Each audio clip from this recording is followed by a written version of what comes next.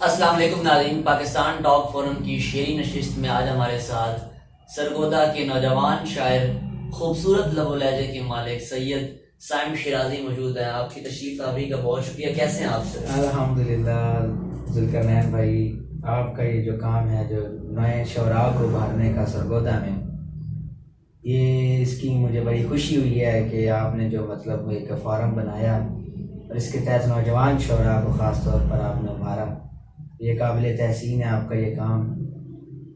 میرے لیے اعزاز کی بات ہے، بہت شکریہ۔ اچھا، یہ شاعری بیسیکلی ایک کیفیت کا نام ہے، انسان کے اندر کے جو دکھ ہیں، غم ہیں یا مختلف کیفیتیں، ان کے اظہار کا نام ہے۔ تو معاشرے میں جو مختلف مسائل موجود ہوتے ہیں، مختلف مسائل ہیں، ان کا اظہار بھی ایک شاعر کرتا ہے۔ تو وہ اپنے اندر کے دکھ کو سامنے رکھ کر جب معاشرے کے مسائل کو بیان کرتا ہے تو اس کو عوام کس طرح انٹرپریٹ کرتی ہے؟ دیکھیں ذوالقرنین بھائی، شاعری بیسیکلی جو ہے وہ سماج کو سامنے رکھ کر کی جاتی ہے۔ جیسے ایک شاعر اپنی ذات کو کم اور سماج کو زیادہ دیکھ رہا ہوتا ہے، وہ اپنے ارد گرد کے ماحول کو زیادہ، ماحول جو ہے وہ شاعر کی شاعری پر بہت اثر انداز ہوتا ہے، عہد ماحول۔ اور دوسری بات کہ شاعری کو اسی وجہ سے زیادہ عوام میں زیادہ سنا جاتا ہے کہ عوام شعر سن کر سمجھتی ہے کہ اس میں میرا دکھ بیان کیا گیا ہے۔ اگر شاعری دکھ کی ہے تو عوام یہ سمجھے گی، جب جیسے کوئی کسی عوام کے پاس شعر پہنچا تو اس نے کہا کہ اس میں میرا دکھ بیان ہوا ہے، ہر شعر سننے پر اسے لگے گا کہ یار یہ میری کہانی بیان ہو رہی ہے۔ تو یہی اچھے شعر کی ایک نشانی بھی ہے۔ اور اس کے علاوہ شاعری جو ہے، اسی سے پتہ چلتا ہے کہ شاعری کا جو ریلیشن ہے، جو رشتہ ہے، وہ ڈائریکٹ سماج سے جاتا ہے۔ جب معاشرے میں جو مختلف مسائل پنپتے ہیں تو آپ شعراء حضرات ان کو کس طرح اجاگر کرتے ہیں؟ معاشرے میں جو مختلف مسائل کس قسم کے، مطلب یہ غربت کر لیں جس طرح، اور مختلف جس طرح کے مسائل ہوتے ہیں۔ غربت مطلب یہ شاعر جو ہے وہ ایک حساس طبیعت کا مالک ہوتا ہے۔ ٹھیک ہے۔ شاعر جو ہے وہ معاشرے کو بیان کرتا ہے، اور وہ طریقہ کار جو اس کا ایسا ہوتا ہے کہ اگلے کو لگتا ہے کہ یہ واقعتاً معاشرے میں آج کل چل رہا ہے۔ جیسے ایک میرا قطعہ ہے کہ اسے میں نے غربت کے سین میں لکھا، جی ضرور، کہ ایک روٹی کے عوض روز نوافل ہیں پڑھے، واہ واہ، ایک روٹی کے عوض روز نوافل ہیں پڑھے، اپنی اولاد بھی رشوت پہ ہے پالی میں نے، ہائے ہائے ہائے، مجھ کو محروم غذا سے کیا غربت نے جب، ایک بینر پہ چھپی روٹی بھی کھا لی میں نے۔ ہائے ہائے ہائے، کیا کہنے جناب، دوبارہ پڑھیے، کیا بات ہے۔ ایک روٹی کے عوض روز نوافل ہیں پڑھے، اپنی اولاد بھی رشوت پہ ہے پالی میں نے، واہ واہ، مجھ کو محروم غذا سے کیا غربت نے جب، ایک بینر پہ چھپی روٹی بھی کھا لی میں نے۔ واہ واہ واہ، کیا بات ہے ماشاء اللہ۔ اس عمر میں اتنے بڑے مسائل کو اپنے اندر آپ نے ایک آبزرو کیا اور اس کو بیان کیا، یہ آپ کو داد دینا بنتی ہے ماشاء اللہ۔ اللہ تعالیٰ اس پہ مزید عمل کرنے کی اور جاری کرنے کی توفیق عطا فرمائے۔ اب باقاعدہ آپ سے کلام سننے کا سلسلہ شروع کرتے ہیں۔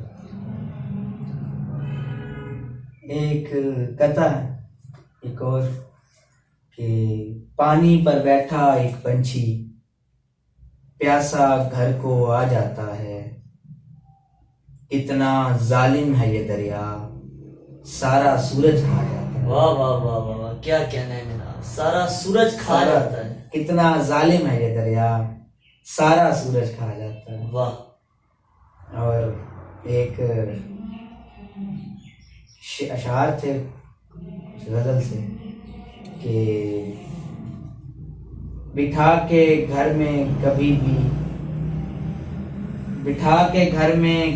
کوئی حل نہیں دیتا، خدا بغیر مشقت کے پھل نہیں دیتا۔ ہائے ہائے، کیا کہنے ہیں جناب، بٹھا کے گھر میں کبھی کوئی حل نہیں دیتا، خدا بغیر مشقت کے پھل نہیں دیتا۔ اور شعر سنیے گا کہ غریب شخص کو اپنے بھی چھوڑ جاتے ہیں، غریب شخص کو اپنے بھی چھوڑ جاتے ہیں، یہ جس درخت کو چھو لے وہ پھل نہیں دیتا۔ کیا کہنے ہیں جناب، واہ واہ واہ، بہت اعلیٰ، بہت اعلیٰ۔ اس کے علاوہ ایک شعر تھا کہ اسے لے کر کہانی سے نکلنا پڑ گیا مجھ کو، اسے لے کر کہانی سے نکلنا پڑ گیا مجھ کو، مصنف نے اسے مجھ سے جدا کرنے کا سوچا تھا۔ کیا بات ہے، بہت بہت شکریہ۔ اس کے علاوہ کچھ غزل سے اشعار ہیں کہ یہ تیرے شہر میں سنسان سا گھر میرا ہے، پھر یہاں طاق پہ رکھا ہوا سر میرا ہے، واہ واہ، اس کی تصویر میں آنکھیں نہ بنیں گی تم سے، اس کی تصویر میں آنکھیں نہ بنیں گی تم سے، ایسی جھیلوں کو بنانے کا ہنر میرا ہے، واہ واہ واہ، پھر وہاں کوئی پرندہ بھی نہ بیٹھا سائم، اس نے غصے سے کہا تھا یہ شجر میرا ہے۔ کیا کہنا ہے جناب، واہ واہ، بہت شکریہ، واہ، بہت بہت شکریہ، اعلیٰ، بہت بہت شکریہ۔ اور اس کے علاوہ ہے کہ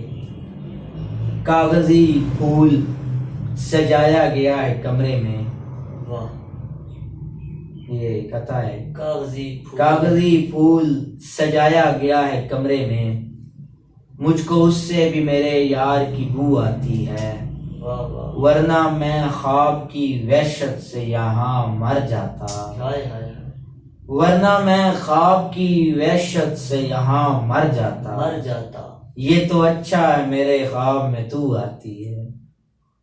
اور کچھ غزل سے ہیں کہ یہ کس نے چھین لی رونق میرے مکان کی آج، یہ کس کے خوف سے دیوار چیختی ہے یار، واہ، اور یہ کس کے سر کو یہاں تم نے کاٹ پھینکا ہے، نیام میں پڑی تلوار چیختی ہے یار، واہ واہ واہ واہ، شیخ نے کہا عجیب شخص ہے جو زندگی سے کھیلتا ہے، عجیب شخص ہے جو زندگی سے کھیلتا ہے، اور اس کے ہارنے سے ہار چیختی ہے یار، اور اس کے ہارنے سے ہار چیختی ہے یار، ہے۔ کیا کہنا ہے، بہت شکریہ، بہت بہت شکریہ۔ کچھ تازہ اشعار ہیں اور کہ کوئی پیدائشی نشان ہے یا کوئی پیدائشی نشان ہے یا اشک رخسار پر جمع ہوا ہے، واہ، مجھ سے وہ بات بھی نہیں کرتا، دل اسی بات پر اڑا ہوا ہے۔ واہ واہ، دل اسی بات پر اڑا ہوا ہے، کیا کہنا بہت ہے، شکریہ، بہت شکریہ، آپ نے اتنی خوبصورت شاعری سنا کر آپ کا شکریہ۔ ہمارے احساس، ہمارے خیال کو معطر کیا، آپ کی تشریف آوری کا بے انتہا شکریہ۔ بہت شکریہ۔